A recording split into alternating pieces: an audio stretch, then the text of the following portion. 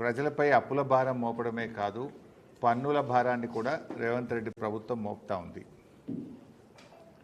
శాసనసభ సమావేశాల్లోనేమో ప్రజల మీద ఎలాంటి పన్నులు వేయడం లేదని చెప్పి సభలో చెప్తున్నారు. శాసనసభ అయిపోయిన తర్వాత ఎడాపెడా పన్నులు పెంచుతూ పేద మధ్యతరగతి ప్రజల మీద భారం వేస్తూ ఉన్నారు. పేద ప్రజల నడ్డి విరుస్తూ ఉంది ఇవాళ కాంగ్రెస్ ప్రభుత్వం. అసలే ఆర్థిక మాంద్యం. నిన్ననే మనం చూసాం, వరుసగా రెండవ నెల డిఫ్లేషన్లో ఉంది తెలంగాణ రాష్ట్రం.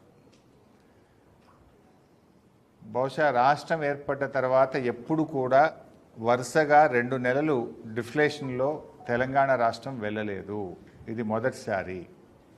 అంటే పాలనలో కాంగ్రెస్ ప్రభుత్వం, రేవంత్ సర్కార్ విఫలమైంది.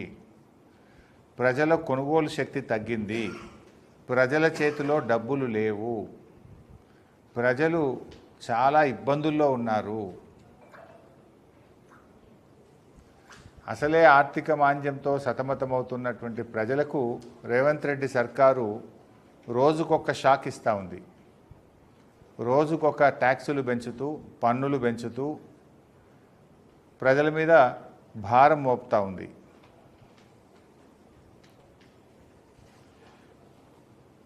గత నెల మరియు ఈ ఆగస్టు నెలలో 2 దఫాలుగా ట్రాన్స్పోర్ట్ డిపార్ట్మెంట్లో దాదాపు 2,000 కోట్ల రూపాయల భారాన్ని ప్రజల మీద వేసింది కాంగ్రెస్ ప్రభుత్వం.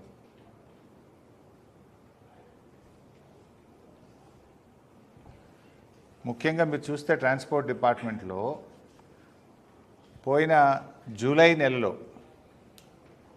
ఇంతకుముందు మనం లైసెన్స్కు, లర్నింగ్ లైసెన్స్కు దరఖాస్తు పెట్టినా, పర్మనెంట్ లైసెన్స్కు దరఖాస్తు పెట్టినా, సెకండ్ హ్యాండ్ బండి కొనుక్కున్నా, లేదా ఈ సర్వీస్ క్యారేజ్ వాళ్ళు క్వార్టర్లీ ట్యాక్స్ కట్టినా 100 రూపాయల సర్వీస్ ఛార్జ్ ఉండేది. ఇప్పుడు ఆ 100 రూపాయల సర్వీస్ ఛార్జ్ని 200 రూపాయలు చేసిండ్రు. ఇప్పుడు లేట్ ఫైన్ కడతాం, దానికి కూడా 100 రూపాయల సర్వీస్ ఛార్జ్ ఉండేది. సర్వీస్ ఛార్జీని ఇప్పుడు 200 చేశారు. అంటే దొంగ దెబ్బ తీసిండ్రు.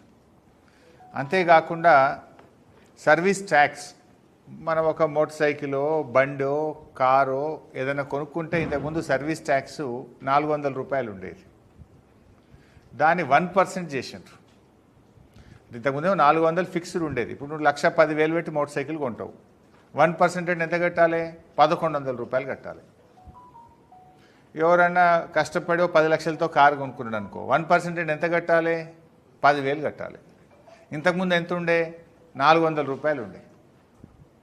అంటే ఈ సర్వీస్ ట్యాక్స్ ఇంతకుముందు 400 రూపాయలు ఉంటే దాన్ని 1%కు పెంచి ప్రజల మీద భారం వేశారు. సర్వీస్ ఛార్జెస్ ఇంతకుముందు 100 రూపాయలు ఉంటే దాన్ని 200 రూపాయలకు పెంచారు. ఈ రకంగా ప్రజల మీద పోయిన నెలలోనే దొంగ దెబ్బతీసి దాదాపు 1,000 కోట్ల రూపాయల భారాన్ని గత నెలలో మోపారు. ఇప్పుడు నిన్నేం చేసిండ్రు? మళ్ళా ఇవాళ రోడ్ ట్యాక్స్ పెంచారు. రోడ్ ట్యాక్స్ ఇవాళ రేపు మోటార్ సైకిల్ అనేటువంటిది కనీస అవసరంగా మారింది. అది ఉపాధి హామీ కూలీలైనా, రైతు కూలీలైనా, కార్మికులైనా, రైతులైనా, ఎవరైనా ఇవాళ బాయికాడికి పోవాలంటే ప్రతి ఇంట్లో మోటార్ సైకిలే ఉంది. Motor cycle is not a luxury, అది కనీస అవసరంగా మారింది ప్రజలకు.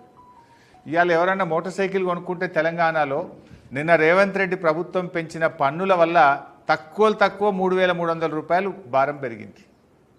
తక్కువ 3,300. కొన్ని మోటార్ సైకిళ్ళకైతే దాదాపు 5 నుంచి 10,000 రూపాయల భారం పడ్డది. ఎంత తక్కువ మోటార్ సైకిల్ అయినా 1,10,000కు తక్కువైతే లేనట్టుంది. అంటే ఇలా ఎవడన్నా కూలీయో, కార్మికుడో, ఒక రైతో బండి కొనుక్కుంటే వాళ్ళ మీద 4-5 వేల రూపాయల భారం వేసిండు రేవంత్ రెడ్డి. అలా ఎవరన్నా చిరు ఉద్యోగులు, మధ్యతరగతి ప్రజలు రూపాయి దాచుకొని జీవితంలో ఒక ఇల్లు కట్టుకోవాలి, ఒక చిన్న కారు కొనుక్కోవాలనుకుంటారు. ఒక 10 లక్షల రూపాయల కారు ఏదైనా ఇన్స్టాల్మెంట్లతో బ్యాంకు లోన్ తీసుకోనో, ఫైనాన్స్ లోన్ తీసుకొని కొనుక్కుంటే వాళ్ళ మీద 20-30 వేల రూపాయల భారం పెరిగింది. అంటే ఇలా పేద మధ్యతరగతి ప్రజల నడ్డి విరిచినాడు రేవంత్ రెడ్డి. పోయిన నెల 1,000 కోట్ల రూపాయల భారం వేసిండు సర్వీస్ ఛార్జెస్, సర్వీస్ ట్యాక్సు, పెనాల్టీల పేరు మీద. ఇప్పుడు ఈ నెల రోడ్ ట్యాక్స్ పెంచి మరో 1000 కోట్ల రూపాయల భారం వేసిండు. అంటే దాదాపు 2000 కోట్ల రూపాయల భారాన్ని ఇవాళ రేవంత్ రెడ్డి ప్రభుత్వం ప్రజల మీద వేసింది.